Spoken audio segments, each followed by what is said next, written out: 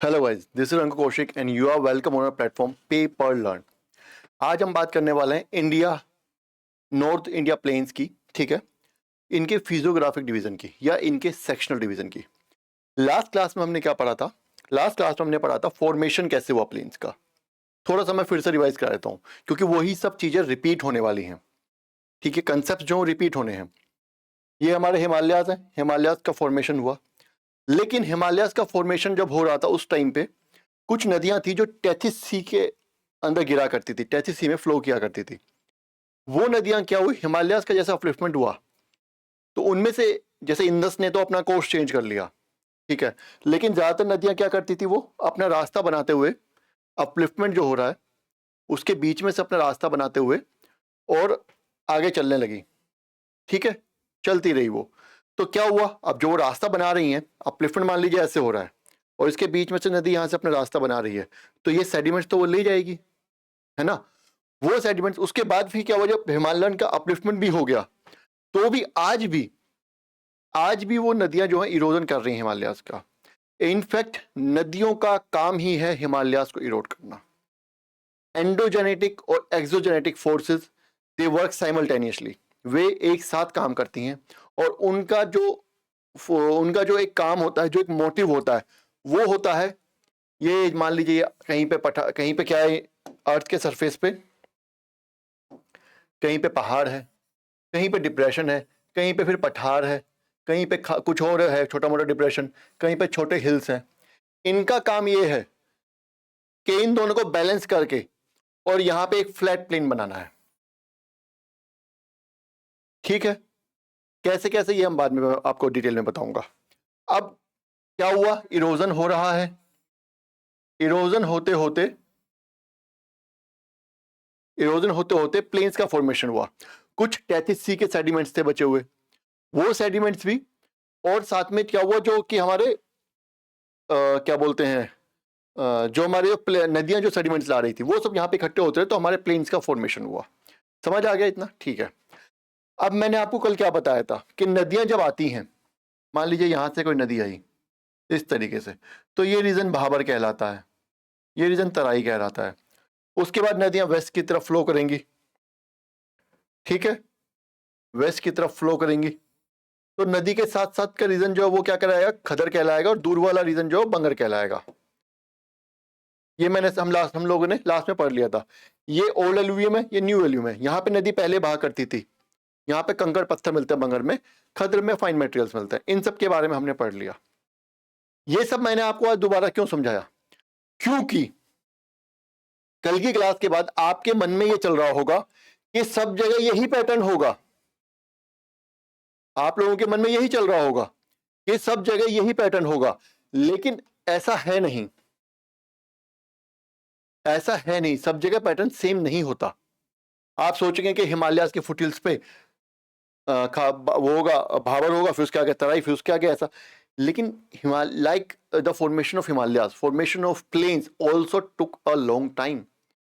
जैसे हिमालयाज की फॉर्मेशन में हजारों लाखों साल लगे, उसी तरीके से प्लेन्स के फॉर्मेशन में भी हजारों लाखों साल लगे।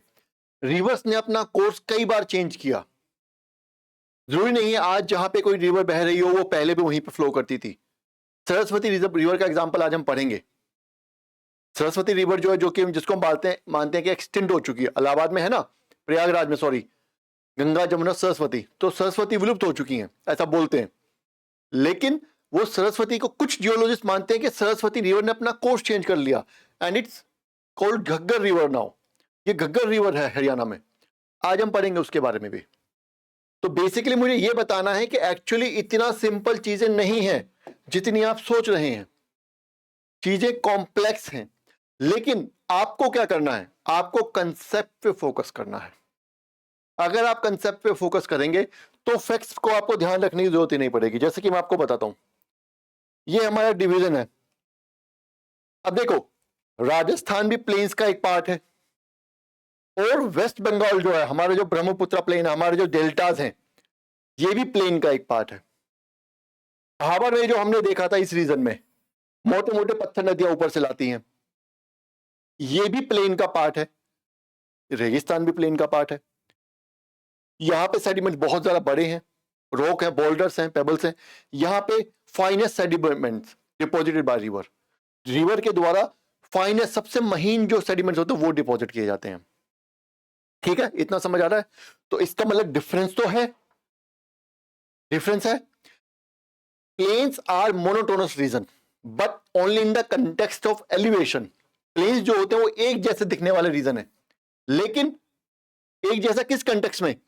एलिवेशन। एलिवेशन मोर और लेस सेम रहता है। प्लेन्स में जो सॉइल है उसका टेक्सचर बदल सकता है, उसका कॉन्स्टिट्यूएंट बदल सकता है, कंपोजिशन जो है, किन किन वो मटेरियल से मिलके बनी है, ये कंपोजिशन उनका बदल सकता है, बदल भी रहा है, टेक्सचर नहीं बदल रहा।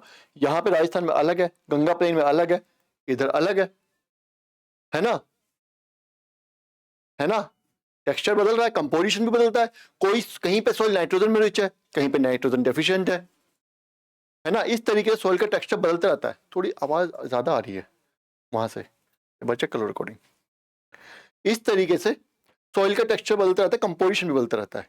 तो इसी वजह से इन्हीं सब के बेसिस पे हमने सॉइल को अलग अलग पार्ट्स में, अलग अलग सेक्शंस में नॉर्दर्न प्लेन्स को हमारे डिवाइड किया है। ठीक है, हमने डिवाइड किया, नेचर ने नहीं किया। पहली बात तो ये ध्यान रखो, हमने किया है, जितनी हमें नॉलेज है उसके बेसिस पे। अब क्या होता है, अब आप कहोगे कि सर ये याद कैसे होगा, इधर से इतने सारे सेक्शंस हैं, दिखाता हूं मैं। ये देखो, ये Rajasthan plains, Punjab Haryana plains, upper Gangetic plains, middle Gangetic, lower Gangetic, उसके बाद असम प्लेन्स। ठीक है, अब देखो साफ सीधी बात है, इनको याद करने का बहुत ईजी तरीका है। सबसे पहली बात तो मैंने आपको कल बताया था कि ये जो ये तीन वाले हैं, अपर गैंजेटिक, मिडिल गैंजेटिक और लोअर गैंजेटिक, ये तीनों एक ही है, गैंजेटिक प्लेन्स। इन्हीं को हमने बाइफरकेट किया हुआ है, कुछ किताबों में इनको गैंजेटिक प्लेन्स के नाम से ही पढ़ा हुआ है। ठीक है, यहां तक समझ आया? चलिए आगे बढ़ते हैं। अब मैं बता रहा हूं चीजों को सिंप्लीफाई कैसे करना है। इसको आप कंसेप्ट से रिलेट कीजिए। अगर आप कंसेप्ट से रिलेट करेंगे, कैसे, अभी बताता हूं। देखो,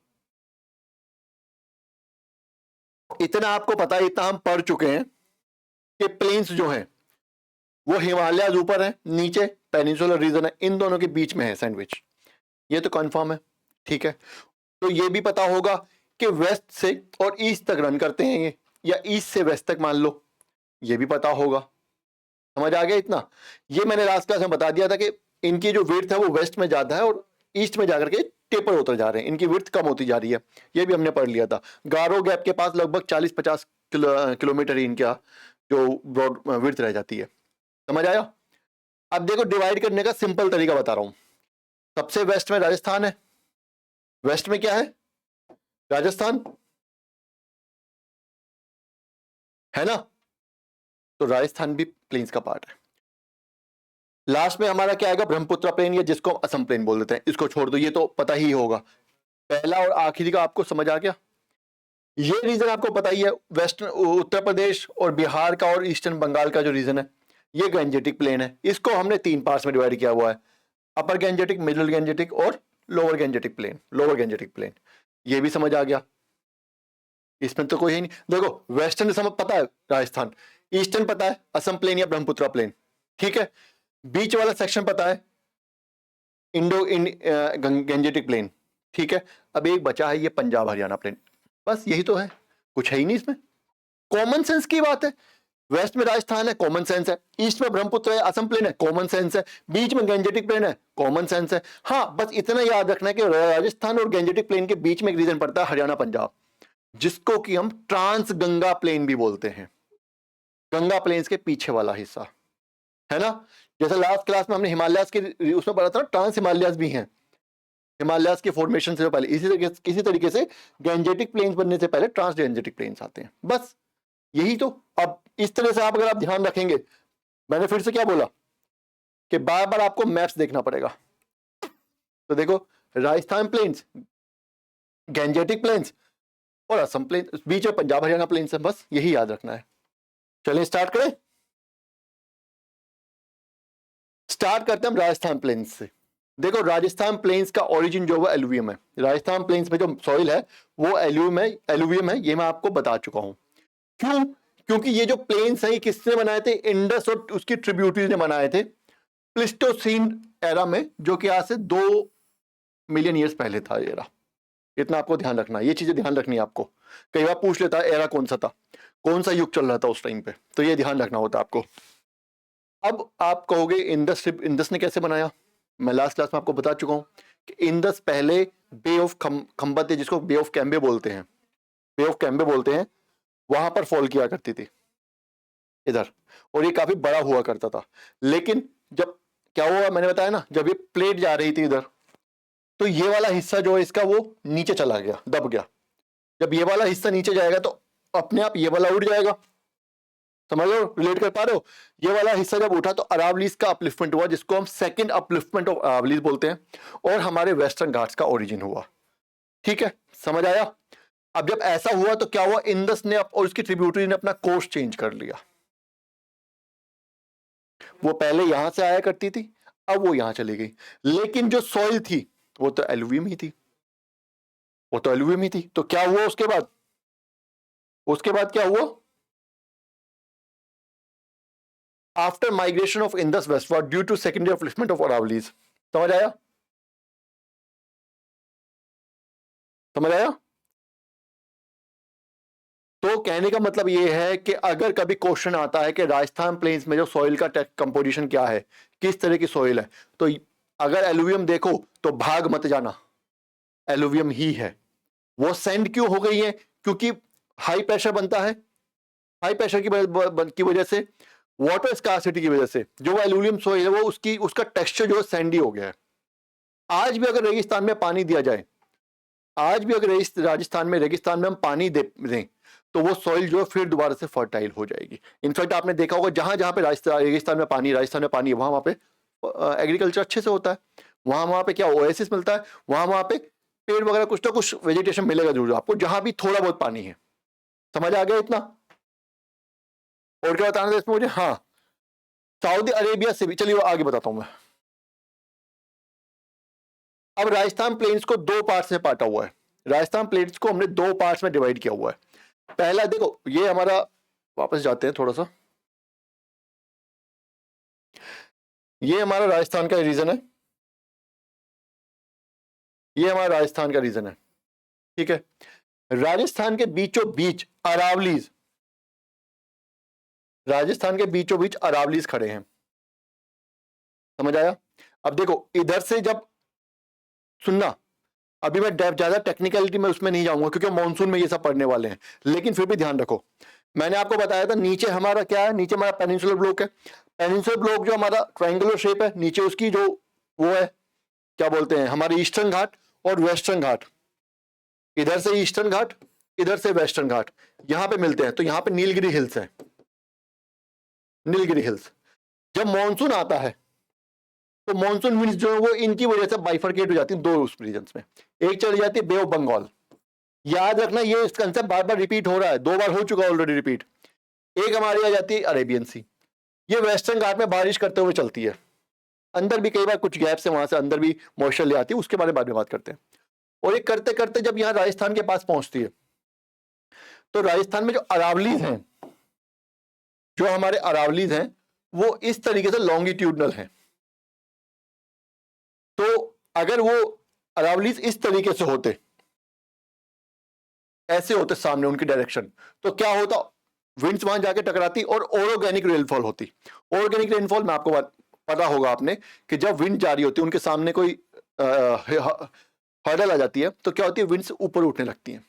जब विंड्स ऊपर उठेंगी तो वो ठंडी होंगी और बारिश करने लगती है। आपको ये बात पता होगी, इस तरीके से होती। लेकिन क्योंकि ऐसे नहीं हो रही है, ऐसे नहीं है, विंड्स जो है वो सॉरी अरावली जो वो लॉन्गिट्यूडनल है, तो क्या होता है, जो हमारी जो मॉनसून विंड्स हैं वो निकल जाती हैं आगे और यहाँ पे बारिश नहीं होती या बहुत कम बारिश होती है।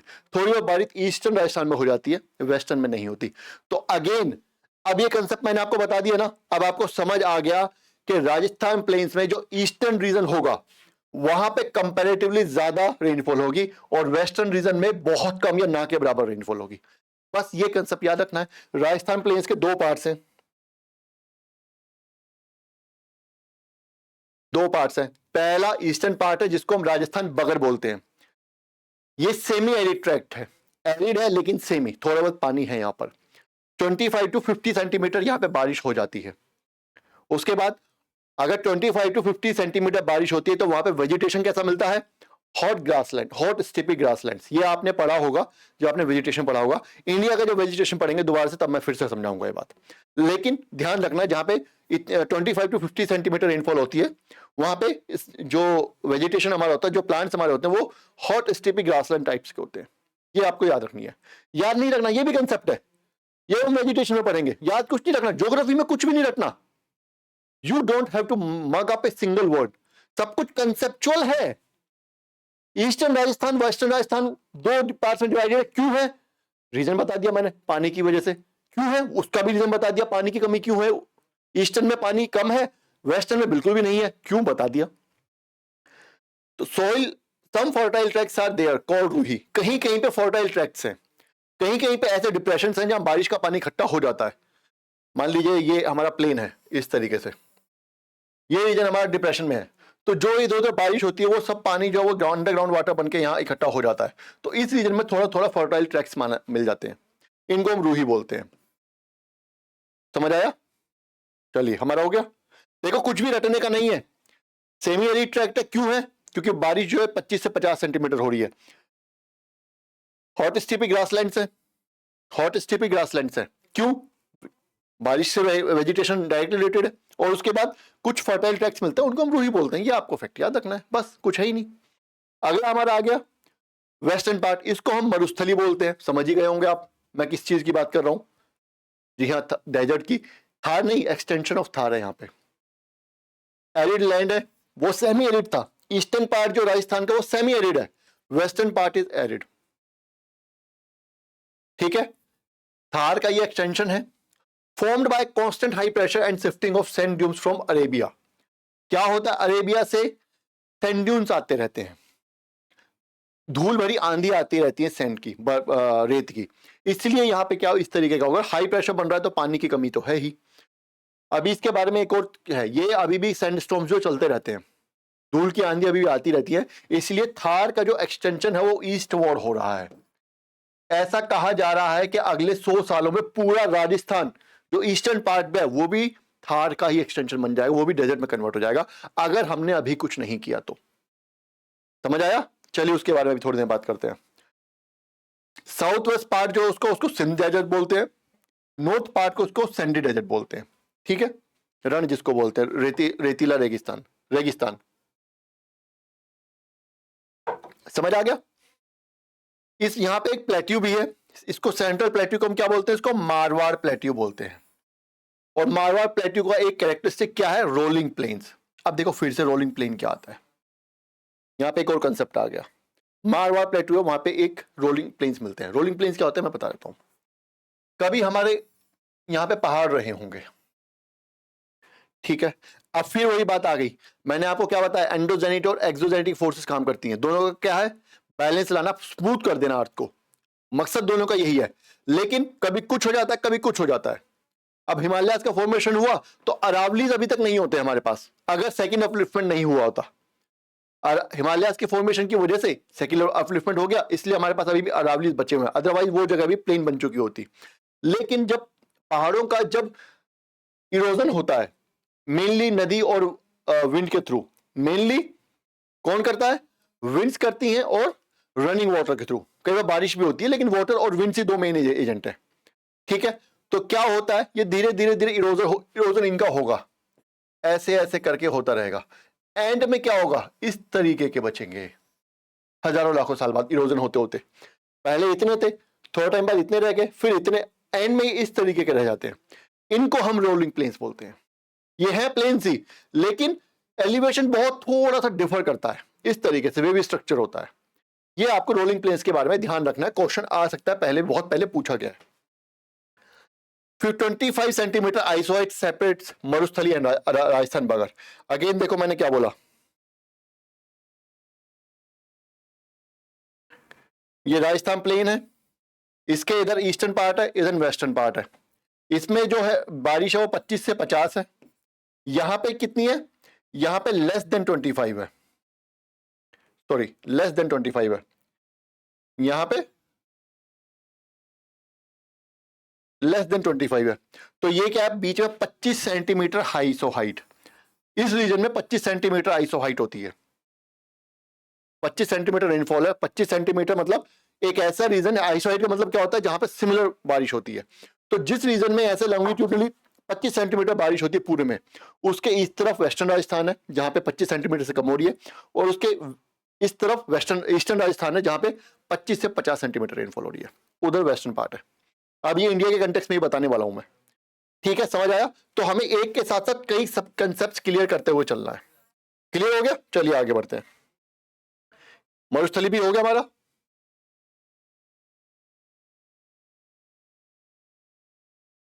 ये क्या था, मरुस्थली हो गया, क्लियर हो गया। कोई ऐसा रोलिंग प्लेन समझ आ गया आपको?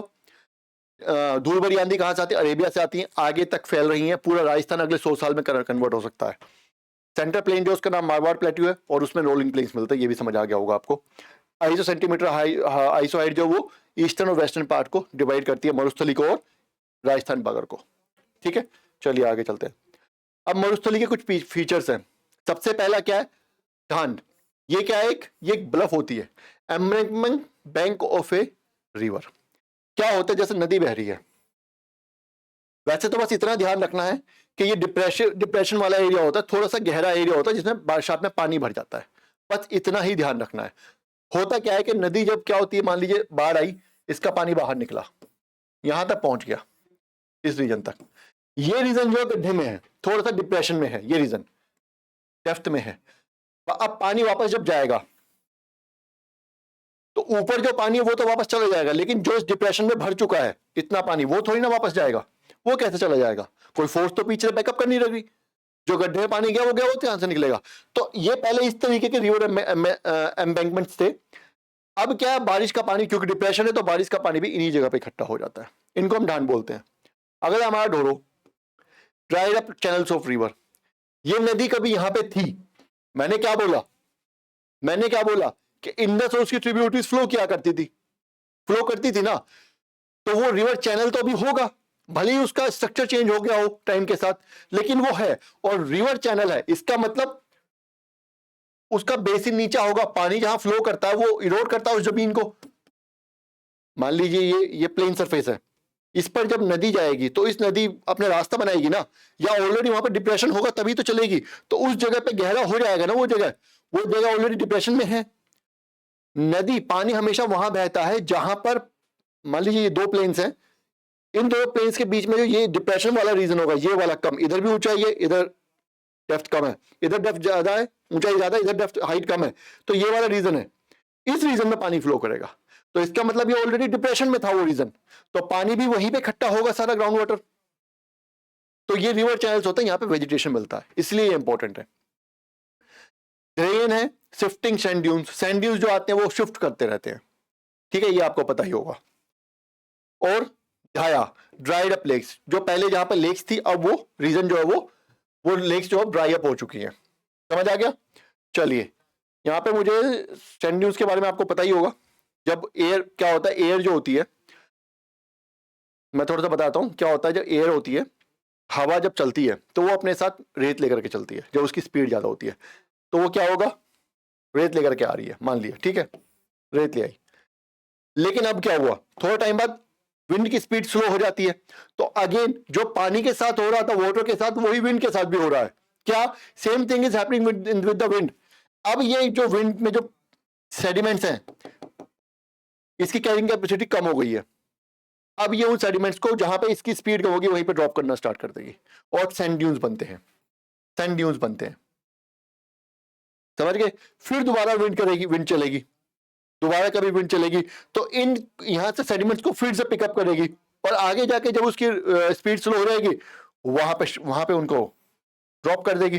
तो इस तरीके से सैंड ड्यून्स जो आगे बढ़ते रहते हैं, समझ रहे हो? इस तरीके से ऐसा बोला जा रहा है, ये सैंड ड्यून्स बढ़ते रहेंगे, राजस्थान का एक्सटेंशन धीरे धीरे होता रहेगा, और अगले 100 साल में पूरा का पूरा जो राजस्थान है वही डेजर्ट में कन्वर्ट हो जाएगा, ऐसा माना जा रहा है, जिसके बहुत ज्यादा चांसेस भी है। समझ आ गया कैसे होता है सैंड ड्यून्स की शिफ्टिंग? वैसे आपने जियोलॉजी में पढ़ा होगा पर फिर भी मैंने बता दिया आपको। अब यहाँ पे एक चीज और है कि डेजर्टिफिकेशन तो हो रहा है राजस्थान में, लेकिन इसको रोकने के कुछ तरीके होते हैं। सबसे पहला बायोलॉजिकल ब्रेक। क्वेश्चन आ सकता है, प्रिलिम्स में भी आ सकता है ऑप्शन देकर के कि which of the following is not a way to stop desertification. समझ आ रहे, is not a measure to stop desertification. तो सबसे पहला बायोलॉजिकल ब्रेक है। बायोलॉजिकल ब्रेक क्या है? मतलब मान लीजिए ये हवाएं चल रही हैं, इनके पास रेत है, मैंने यहां पे पेड़ लगा दिया, अब इसको यहां पे रुकना ही पड़ेगा, पड़ेगा ना? बिल्कुल सही बात है। दूसरा हमारा मैकेनिकल ब्रेक्स। मैकेनिकल मतलब बिल्ड वॉल स्ट्रक्चर। यहां पे क्या करो, वॉल स्ट्रक्चर से मतलब ये नहीं कि दीवार ही बना दो, थोड़े बहुत स्ट्रक्चर बना दो, वॉल भी बना सकते हो आप। और कई बार क्या होता है, यहां पे हम ऊंचाई बना देते हैं, थोड़ी सी मिट्टी से ऊंचाई बना दी और उनके ऊपर हम पेड़ वगैरह लगा सकते हैं, घास वगैरह लगा सकते हैं, तो ये आगे क्रॉस नहीं करेंगे। इसको मैकेनिकल स्ट्रक्चर बोलते हैं। फिर आता है development of natural pasture lands.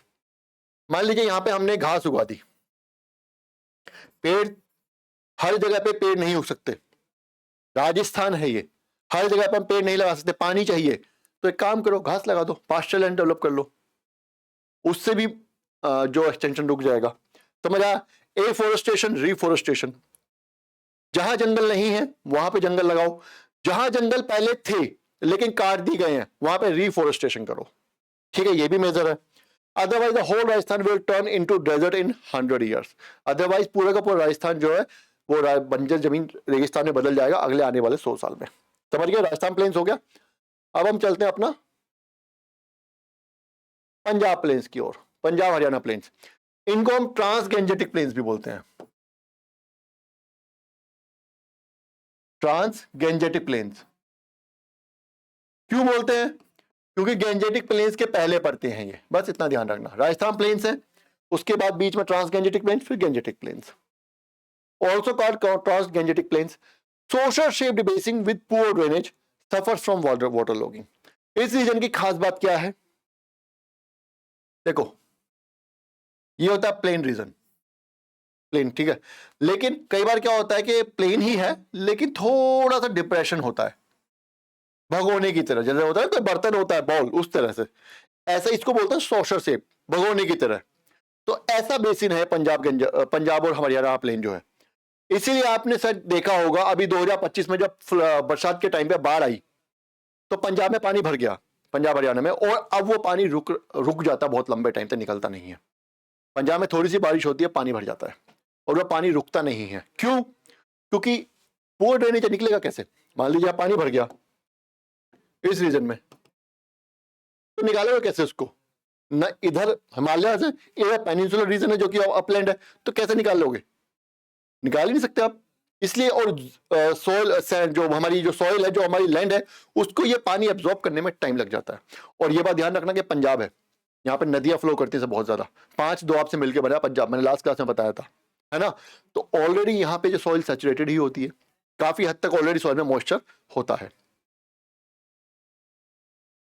Clear हुआ? ये बातें क्लियर हो गई पंजाब प्लेन्स के बारे में। अब इसके भी 2 पार्ट्स हैं। पहला है पंजाब प्लेन्स।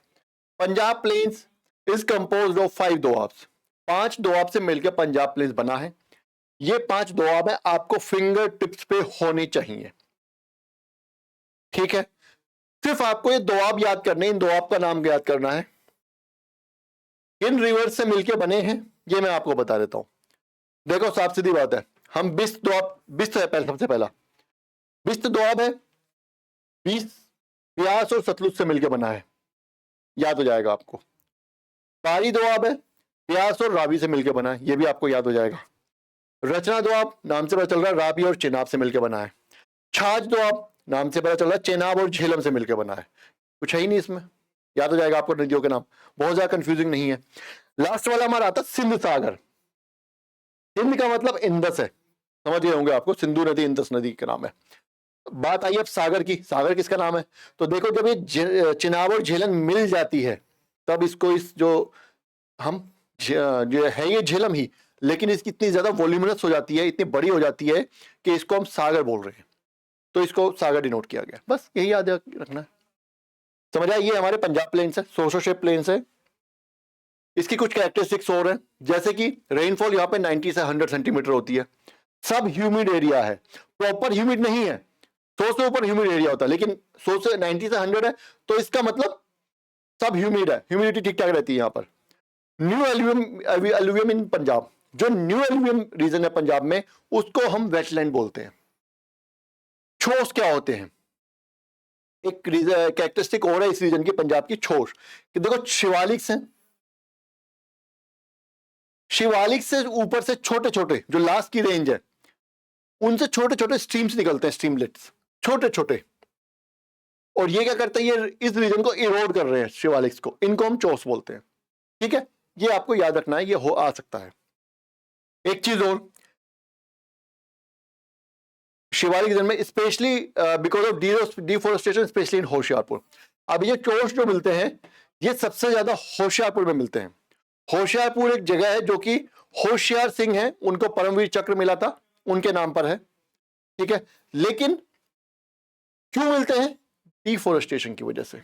अगर यहाँ पे पेड़ ना काटे होते हमने, इस रीजन में डिफोरेस्टेशन ना किया होता, तो मैंने पहले बताया था कि जो हमारे ट्रीज हैं, उनकी जो रूट्स हैं, वो सॉइल को बाइंड करके रखती हैं।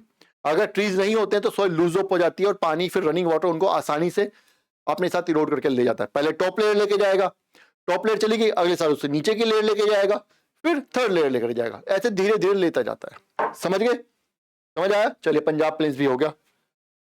आगे हमारा हरियाणा प्लेन्स। हरियाणा प्लेन्स का आपको पता ही है, हरियाणा जो सेमी एरिड एरिया है, एरिड नहीं है लेकिन सेमी एरिड है, मतलब जनरली वहां पे सूखा ही रहता है, थोड़ा थोड़ा पानी कहीं पे मिलता है। क्यों, उसका रीजन है, एक तो बारिश कम हो रही है, 50 से 60 सेंटीमीटर ही है, राजस्थान, ईस्टर्न राजस्थान से थोड़ी ही ज्यादा है। दूसरा सेमी एरिड रीजन है, ट्रॉपिकल, अगर सेमी एरिड रीजन जहां होता है, जहां पे 50 से 60 सेंटीमीटर रेनफॉल होती है, वहां पे वेजिटेशन कैसा मिलता है, वहां पे वेजिटेशन ट्रॉपिकल थॉर्न वेजिटेशन मिलता है। Sorry, give me a second. ठीक है, ये समझ आया आपको, ट्रॉपिकल थॉर्न वेजिटेशन। अब हरियाणा सेमी एरिड रीजन क्यों है, पहला बताया बारिश कम हो रही है, दूसरा ये है कि हरियाणा में there is only one river, Haryana में सिर्फ एक ही रिवर है, और उस रिवर का नाम है घग्गर रिवर। और ये घग्गर रिवर आपके लिए थोड़ी सी इंपॉर्टेंट हो जाती है।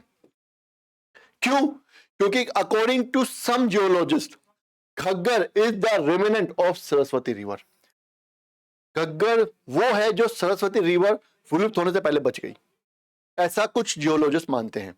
इसको सरस्वती रिवर का रिमेनेंट माना जाता है। जब अगेन अरावलीज का अपलिफ्टमेंट हुआ, तो इंडस ने अपना कोर्स चेंज किया होगा, तो सरस्वती रिवर्स के और उसकी ट्रिब्यूटरीज ने भी अपना कोर्स चेंज किया होगा। समझे, समझे, तो वो जो है उनमें से ही एक नदी बची हुई है, उसको हम घग्गर बोलते हैं, ऐसा कुछ जियोलॉजिस्ट का मानना है। मैं नहीं बोल रहा हूं ये बात, ये एक फैक्ट है जो कुछ जियोलॉजिस्ट, अजम्पशन है, कुछ जियोलॉजिस्ट मानते हैं। तो अगर क्वेश्चन आता है which of the following rivers is assumed to be remnant of Saraswati river, वो है हमारी Ghaggar river. Field of green revolution, यहां पे भी ग्रीन रेवोल्यूशन होता है। Flood affected, even rainfall is 50 to 60 centimetre as drainage is poor. मैंने आपको क्या बताया, ये सोशल बेस्ड जो है हमारा बेसिन है, तो पानी आ तो जाता है, कम आए भले ही पानी, बारिश कम हो रही है, नदियां कम आ रही है, पानी फ्लडिंग, लेकिन उसके बाद भी फ्लडिंग होती है। ऐसा क्यों, क्योंकि जो पानी आ गया वो रुक गया, वो निकलेगा नहीं। समझ गए, क्यों, क्योंकि सोशल शेप बेसिन है, ड्रेनेज नहीं है यहाँ पे। इसकी वजह से क्या हुआ, इसकी वजह से कुछ रीजन ऐसे हैं जहां पानी जो है वाटर लॉक्ड हो जाता है, कुछ रीजन में वाटर लॉगिंग हो जाती है, तो इसीलिए यहाँ पे ग्रीन रेवोल्यूशन हो पाया। देखो, वेस्टर्न यूपी में ग्रीन रेवोल्यूशन हुआ, जो कि कोई बहुत बड़ी बात नहीं है, सबको पता है। पंजाब में ग्रीन रेवोल्यूशन हुआ, क्योंकि बहुत बड़ी बात नहीं, सबको पता है, पानी है। हरियाणा में होना बड़ी बात है, किस वजह से, इसी वजह से कि यहाँ पे वाटर लॉगिंग हो जाती है, तो कुछ रीजन में पानी की अवेलेबिलिटी है, और बाकी इरिगेशन तो है ही हमारा, उसने भी अपना रोल प्ले किया, वो बाद में देखेंगे हम, पढ़ना हमें इसी सेक्शन में, लेकिन बाद में। इतना हो गया, राजस्थान प्लेन्स हो गया। राजस्थान के बाद हमारा trans Gangetic plain, Punjab Haryana, उसके बाद अब हमारा आ गया गैंजेटिक प्लेन्स। अब ये 3 पार्ट्स में डिवाइडेड है, upper Gangetic plains, middle Gangetic plains, lower Gangetic plains. Lower Gangetic plains, middle Gangetic plain सबसे लंबा स्ट्रक्चर। ठीक है, चलिए देखते हैं। देखो ये मैं आपको समझाता हूँ थोड़ा सा, यहाँ पे देखो, हाँ ये आपको देखना है, ये पंजाब में जो मैंने बताया ना वो 5 दोआब्स हैं, तो ये 5 दोआब का जो मैप है यहाँ पे दिया हुआ है, इंदस नदी है, यहाँ पे इंदस आ रही है, ये झेलम नदी है, ये चिनाब नदी है, ये देखो ये झेलम और चिनाब दोनों यहाँ पर क्या हुआ, दोनों यहाँ पर आकर के मिल गई, अब ये बन गई सागर। उसके बाद रावी भी इसमें आकर के मिल गई, उसके बाद सतलज भी मिल गई, समझ गई, तब जाकर ये इंदस में मिली है, तो क्या वो इसको इसलिए हम सागर बोलते हैं, बड़ी नदी बोलते हैं, और यहां से हमारी इंदस आ रही है ये वाली, ये पूरा एक हो गई, ठीक है, ये आपको देखने हैं बार बार, ठीक है, इनको आप रिवाइज करना है आगे, ये मैप इसीलिए दिया हुआ है, आप बार बार देखें। आगे हमारा आ गया पंजाब प्लेन्स हो गया, सॉरी मैं क्या बता रहा था, हाँ मैं बता रहा था आपको, ये रहा, ये रीजन देखिए, ये देखो, ये राजस्थान प्लेन्स आया, उसके बाद हरियाणा प्लेन्स आया, उसके बाद अपर गैंजेटिक प्लेन्स आया, उसके बाद हमारा क्या आया, उसके बाद हमारा lower Gangetic, middle Gangetic plain, उसके बाद लोअर गैंजेटिक प्लेन। अब देखो इसमें भी हॉरिजॉन्टल वो होगा, ध्यान रखो, ये जो रीजन है ये वाला जो रीजन है अपर गैंजेटिक प्लेन्स में भी 3 सेक्शन हो जाएंगे। ये जो ऊपर वाला रीजन होगा ये हिमालयाज के फुटहिल्स में है, यहाँ पे पानी भी ज्यादा होगा, बारिश भी ज्यादा होगी हिमालयाज के फुटहिल्स में, क्यों होगी मैं मानसून में बताऊंगा, बारिश भी ज्यादा होगी और बोल्डर्स भी मोटे होंगे थोड़े, कंपैरेटिवली इस रीजन में कम होगा, और इस रीजन में तो बिल्कुल भी नहीं होगी, होनी चाहिए बारिश, पानी कम होगा। तीनों में क्या है, ये अपर गैंजेटिक, मिडिल गैंजेटिक और लोअर गैंजेटिक।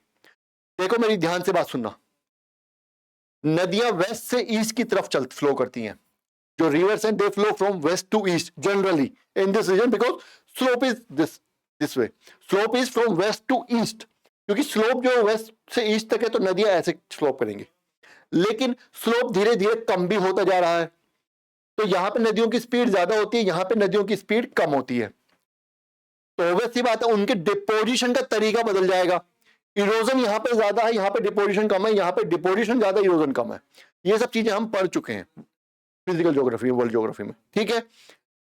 तो क्या होगा, फीचर्स में फर्क आएगा कि नहीं आएगा सॉइल के, इसलिए हमने इसको 3 सेक्शंस में बांटा, यहाँ पे कंपैरेटिवली रिवर्स की स्पीड थोड़ी ज्यादा है, यहाँ पे कम है, इस रीजन में बिल्कुल कम है, तो यहाँ पे डेल्टा फॉर्मेशन भी हो रही है ना। अब इस रीजन में हमने ठीक है सेक्शंस में बांट दिया, लेकिन हिमालयस का इंपैक्ट तो नहीं भूले हम, नदियां ऊपर से नीचे भी तो आती हैं इधर वेस्ट टू ईस्ट जाने से पहले, तो वो वाला भाबर तराई वाला रीजन भी तो होगा, वो वाला फैक्टर भी तो काम करेगा, तो उसके लिए हमें इसे 3 सेक्शंस में बांट, लॉन्गिट्यूडनल सेक्शंस में हमें डिवाइड करना पड़ा, समझ आ गया। तो अपर गैंजेटिक प्लेन भी 3 सेक्शंस में डिवाइडेड है, कौन कौन से,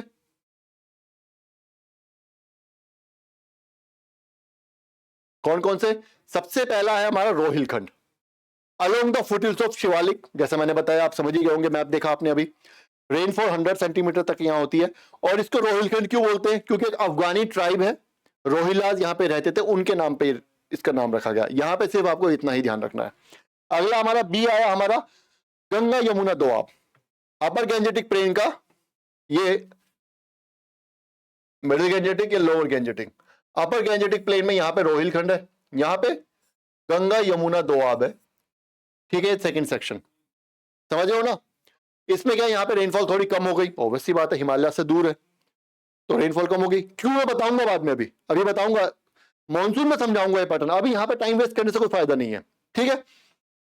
विंड और एलुवियन डिपॉजिट्स कॉल्ड भुर, इंपॉर्टेंट फॉर शुगर केन, कहां वहां पे, मेरठ में, गाजियाबाद में, मुजफ्फरनगर में, मेरठ गाजियाबाद मुजफ्फरनगर में भूल पाई जाती है, ये मिट्टी का नाम है, कैसे बनी है, एओलियन, एओलियन मतलब विंड जो है, विंड और एओलियन, विंड जो है वो डिपॉजिट्स, सॉइल डिपॉजिट्स लेकर के आती है, सॉइल अपने साथ लेकर के आती है, उस जगह पे डिपॉजिट कर देती है, और इस सॉइल की खास बात क्या है, this is very good for sugarcane cultivation, सबसे ज्यादा गन्ना मेरठ गाजियाबाद मुजफ्फरनगर के रीजन में ही मिलता है, इस रीजन में और आसपास के। देखो अगेन याद तो कुछ करना ही नहीं, देखो आपने देख लिया गंगा यमुना दोआब देख लिया, गंगा यमुना दोआब में एओलियन डिपॉजिट्स होते हैं। मैंने बताया आपको कंसेप्ट, विंड जो होती है अपने साथ सॉइल डिपॉजिट्स कर सॉइल सेडिमेंट्स लाती है, डिपॉजिट कर देती है इस रीजन में, समझ आया। और क्या है उसको हम भूल बोलते हैं। और ये सॉइल जो है वो किस लिए, शुगर केन के लिए बहुत इंपॉर्टेंट है। कहां कहां पे होती है, मेरठ में, गाजियाबाद में, मुजफ्फरनगर में। कंसेप्ट है सब, फैक्ट्स तो कुछ है ही नहीं, ठीक है, रटना नहीं है, समझते हुए चल रहा है। अगला हमारा आगे यमुना चंबल दोआब। मैंने आपको पिछली क्लास में बताया था गली इरोजन के बारे में, बीहड़ बनते हैं चंबल में, वो यही रीजन है। रेनफॉल 70 to 75 सेंटीमीटर है। बैडलैंड टोपोग्राफी मैंने चिल्ला चिल्ला के समझाई थी 15 मिनट तक क्लास में। क्यों है badland topography, over grazing and गली इरोजन। मैंने क्या बताया, ये रीजन था एक, इसमें बारिश होती थी तो क्या हुआ, बारिश होने से क्या हुआ, बारिश जब हुई तो इधर उधर से पानी, जहां पे ये साथ साथ थोड़ी थोड़ी सॉइल अपने साथ लेके चला गया, ये थोड़ी थोड़ी सॉइल लेकर के चला गया पानी, समझ आया। अगली बार जब बारिश हुई फिर और ये जो गली से ये वाइडर हो गई, ऐसे करते करते ये रेवाइस में कन्वर्ट हो गई और बीहड़ बने, हमारी बैडलैंड टोपोग्राफी बनी। लेकिन यहां पे जो पहले ग्रासलैंड्स थी, अगर उन ग्रासलैंड्स को रिमूव ना किया जाता, अगर उन घासों को ना काटा जाता तो ऐसा होता ही नहीं, समझ आया। तो ग्रासलैंड्स ना होने की वजह से ग्रासलैंड्स का, और ग्रासलैंड्स कहां गए, ओवर ग्रेजिंग। कौन कराता था ओवर ग्रेजिंग, ह्यूमंस कराते थे ओवर ग्रेजिंग, अपने जानवरों को ले जा करके, हम लोग ले जाते थे अपने जानवरों को, ओवर ग्रेजिंग कराते थे। तो उस ओवर ग्रेजिंग की वजह से यहाँ पे क्या हुआ, घास खत्म हो गई, घास खत्म हो गई तो इरोजन होने लगा और गली इरोजन हुआ, गली इरोजन फिर रेवाइंस में कन्वर्ट हो जाता है और फिर क्या होता है, वो हमारी बैडलैंड टोपोग्राफी डेवलप हो जाती है। जैसे कि चंबल के बीहड़ जहां डाकू मिलते हैं, जो कहते हैं ना, सा फिल्मों में सुना होगा आपने, उस तरीके से। लार्जेस्ट ट्रैक्ट्स हैं ये जो अफेक्टेड बाय सॉइल इरोजन, सबसे बड़े ट्रैक्ट्स में से एक है जो कि सॉइल इरोजन से अफेक्टेड है। तो हमारा तीसरा भी हो गया, समझ आया, तीसरा भी हो गया हमारा, ये कौन सा हमारा, यमुना चंबल दोआब, ये भी हमारा हो गया। अब आ जाते हैं हम मिडिल गैंजेटिक प्लेन्स पे। मिडिल गैंजेटिक प्लेन्स में सबसे ऊपर ये हमारा अपर गैंजेटिक प्लेन्स हो गया। अब हमारे मिडिल गैंजेटिक प्लेन्स में, मिडिल गैंजेटिक प्लेन्स में सबसे ऊपर कौन सा आता है, अवध प्लेन्स। अवध प्लेन्स कहां पे है, गोमती और घाघरा नदी के बीच में, इसमें सिर्फ यही याद रखना आपको। अगला हमारे आते हैं बीच में मिथिला प्लेन्स। मिथिला प्लेन्स कहां है, घाघरा और कोसी के बीच में है। फिर हमारे आते हैं Magadh plains. Magadh plains, Magadh plains जो है वो हमारा सोन और गंगा नदी के बीच में, नॉर्थ में गंगा है, समझ आया, क्लियर हुआ इतना, आगे चलते हैं, समझ आया ना। इसी तरीके से हमने फर्दर बाइसेक्ट किया हुआ है इन मिडिल गैंजेटिक प्लेन्स को।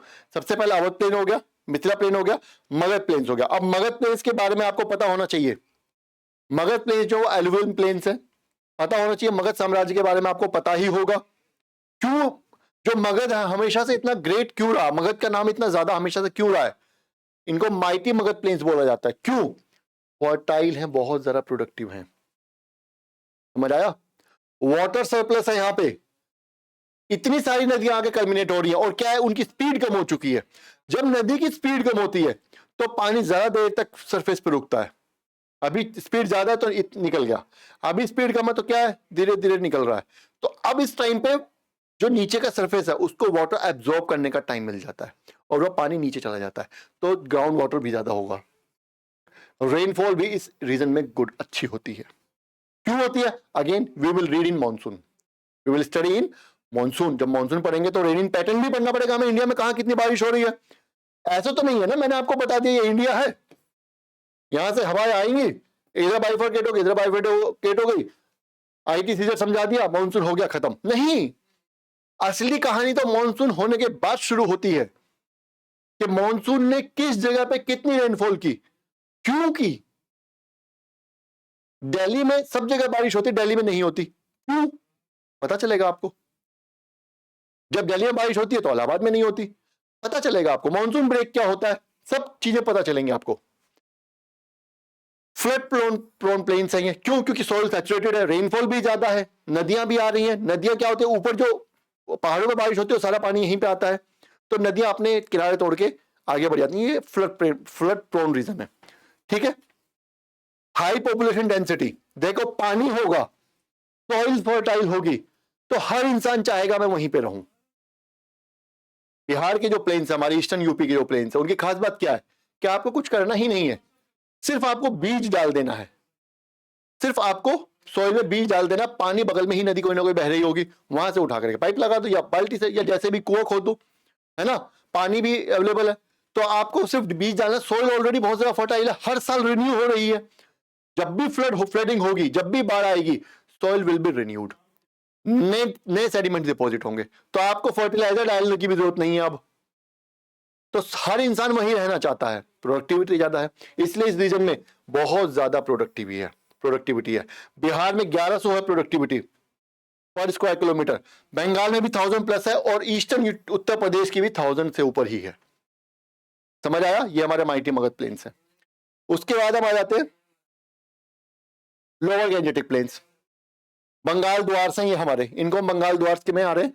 चिकन नेक ऑफ इंडिया, इसमें सबसे ऊपर वाला रीजन है ये हमारा क्या है, बंगाल द्वार, जो हिली एरिया है, वो बंगाल द्वार है। चिकन नेक ऑफ इंडिया के बारे में आपने सुना ही है ना? पता है आपको चिकन नेक ऑफ इंडिया कहाँ है?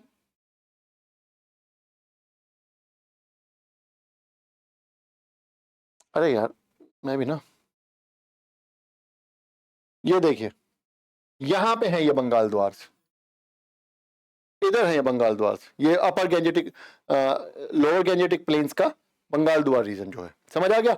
चलिए,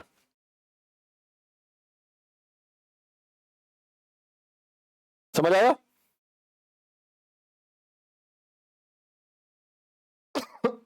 sorry, Duars are genetically Doon formation, बता चुका हूं, इससे बहुत बड़ा लंबा लेक्चर दे चुका हूं ऑलरेडी, कि द्वार जो है वो दून फॉर्मेशन ही है। और दून क्या होते हैं? लेकेस्ट्राइन डिपॉजिट्स होते हैं।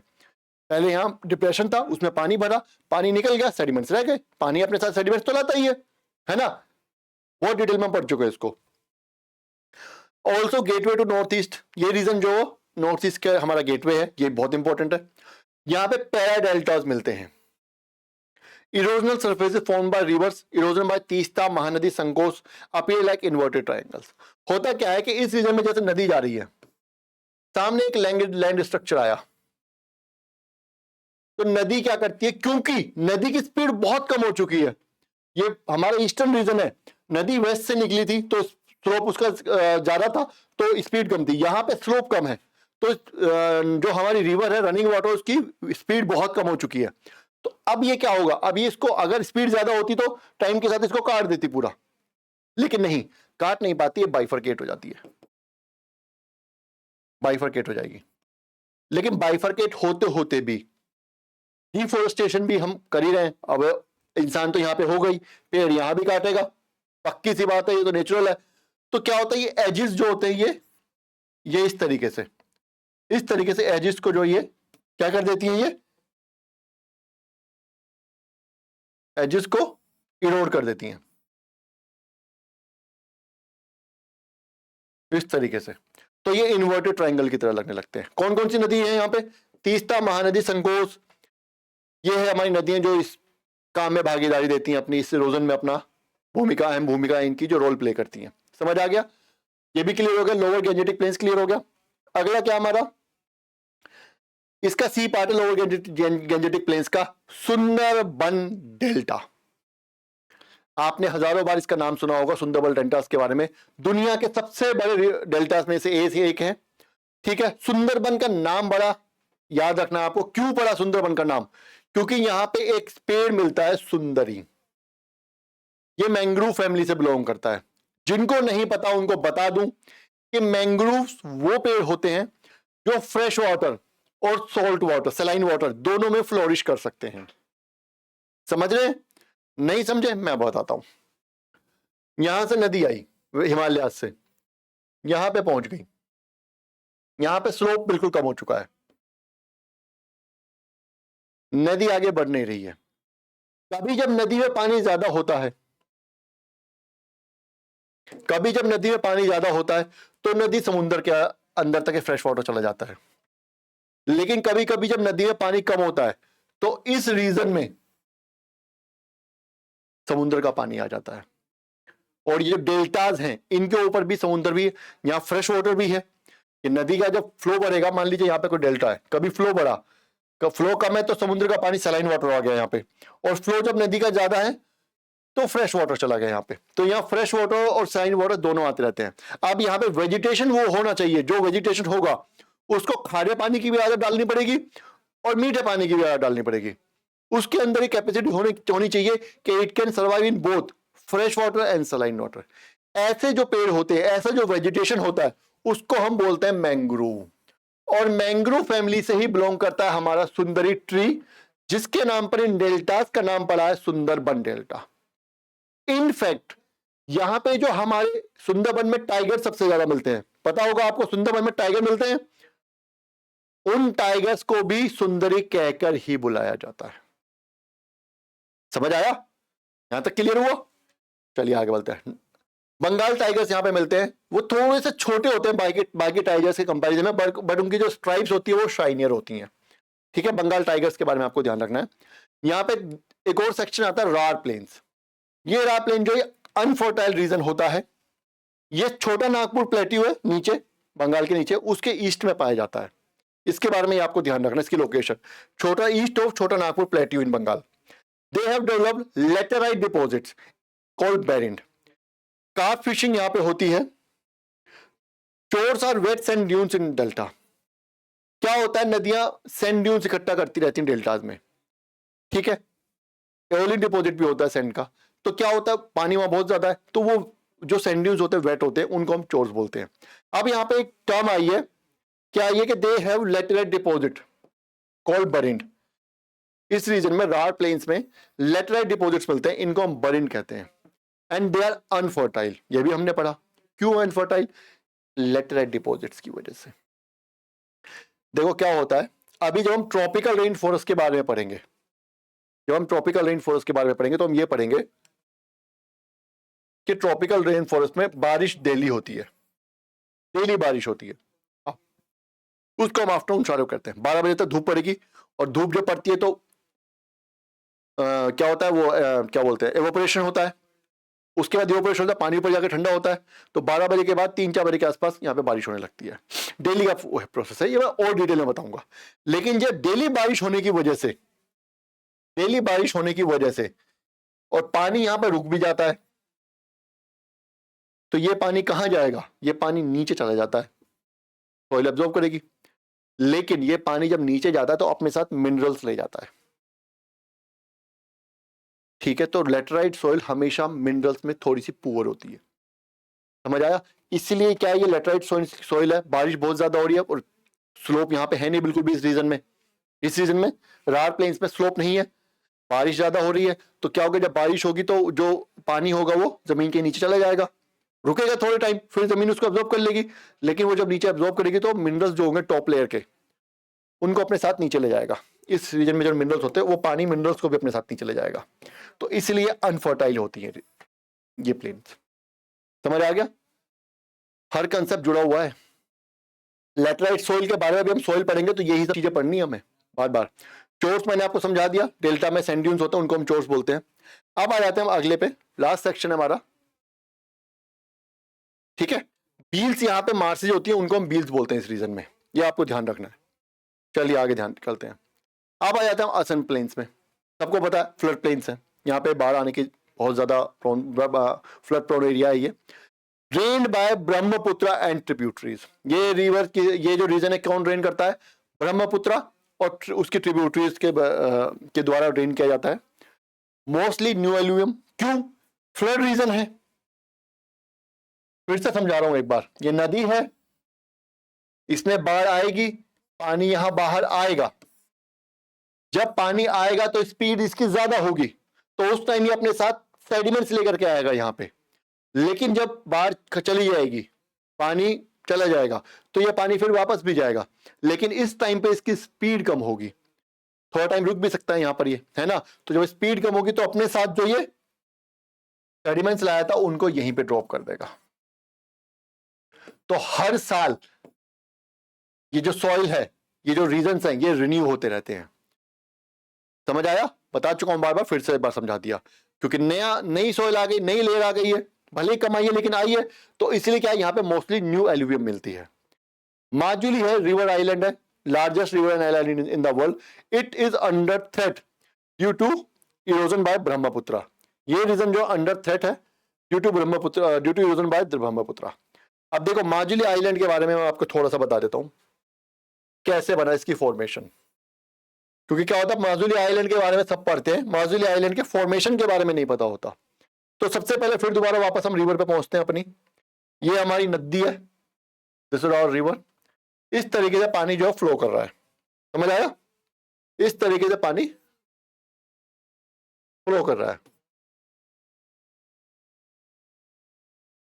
इस रीजन की खास बात क्या है? स्लोप, प्लेन है रीजन है। यहां पे क्या हुआ, कई बार क्या होता है नदी चलते चलते ऐसा रीजन आ जाता है, अब फिर से एक नदी बना रहे हैं, ये वाली, ये नदी बना रहे हैं, ये अभी स्लोप में है, लेकिन ये रीजन ऐसा आ गया इस तरीके से, यहां पे डिप्रेशन आ गया, तो यहां पे नदी की स्पीड कम हो जाएगी। इसको जब तक पीछे से पुश नहीं मिलेगा पानी आगे नहीं जाएगा, तो यहां पानी थोड़े टाइम के लिए रुक जाता है। पीछे से नदी आ रही है, ठीक है, स्लोप है, पानी आ रहा है, यहां पे डिप्रेशन आ गया या फ्लैट एरिया आ गया, तो नदी का पानी रुक जाता है। जब तक पीछे से और पानी नहीं आएगा तब तक ये पानी आगे नहीं बढ़ेगा, पीछे से आएगा फिर इसको धक्का देगा फिर ये आगे बढ़ेगा, ऐसा होता है ना, ठीक है। लेकिन लेकिन ये तो नदी है, इसके पास सेडिमेंट्स है, पीछे से स्पीड ज्यादा है तो सेडिमेंट्स लेकर के आ रही है, यहां पे स्पीड इसकी कम हो गई। अब इसको क्या हुआ, इसको पता है कि अब मेरी स्पीड कम होगी तो I will have to drop the sediments, मुझे ये सेडिमेंट्स ड्रॉप करने पड़ेंगे। तो this river will start dropping its sediments. यहां पे मान लीजिए यहां पे है, और ये सेडिमेंट धीरे धीरे ड्रॉप होते होते होते इतने ज्यादा बन जाएंगे हजारों सालों में कि ये पूरा का पूरा एक आइलैंड बन जाता है। आइलैंड बन गया, डिपोजिशन भी हो रहा है, लेकिन अगेन एंथ्रोपोजेनिक फैक्टर, मतलब ह्यूमंस का जो फैक्टर होता है वो तो काम करेगा ही। तो हमने यहां पे भी डिफोरेस्टेशन किया, हमने यहां पे भी डिफोरेस्टेशन किया, और उसकी वजह से क्या हुआ, इरोजन होना स्टार्ट हो गया। अब इस आइलैंड का इरोजन भी हो रहा है, बना ये डिपोजिशन से था, डिपोजिशन अभी भी हो रहा है, लेकिन साथ साथ इरोजन भी स्टार्ट हो गया। अब आप कहोगे सर डिपोजिशन भी हो रहा है, इरोजन भी हो रहा है, तो आइलैंड का सरफेस एरिया तो उतना ही रहना चाहिए, लेकिन ऐसा है नहीं। क्यों? क्योंकि डिपोजिशन कम हो रहा है, इरोजन ज्यादा हो रहा है, बिकॉज ऑफ एंथ्रोपोजेनिक फैक्टर्स, हमने डिफोरेस्टेशन किया इस वजह से। तो ये आइलैंड जो अब अंडर थ्रेट है, समझ आया? ये आइलैंड इस वजह से अंडर थ्रेट है, clear? Under threat by due to erosion by Brahmaputra river. Largest riverine island है, ये क्वेश्चन बार बार पूछा जाता है। सबसे बड़ा रिवराइन आइलैंड कौन सा है? ये हमारा माजुली आइलैंड है। कहां पे? ब्रह्मपुत्र नदी पे। असम प्लेन्स है, इनको ब्रह्मपुत्र प्लेन्स भी बोला जाता है। कुछ बुक्स में कुछ टीचर्स इसको ब्रह्मपुत्र प्लेन बनाते हैं, तो कंफ्यूज नहीं होना है। तो एक बार देख लेते हैं हमने क्या क्या पढ़ा।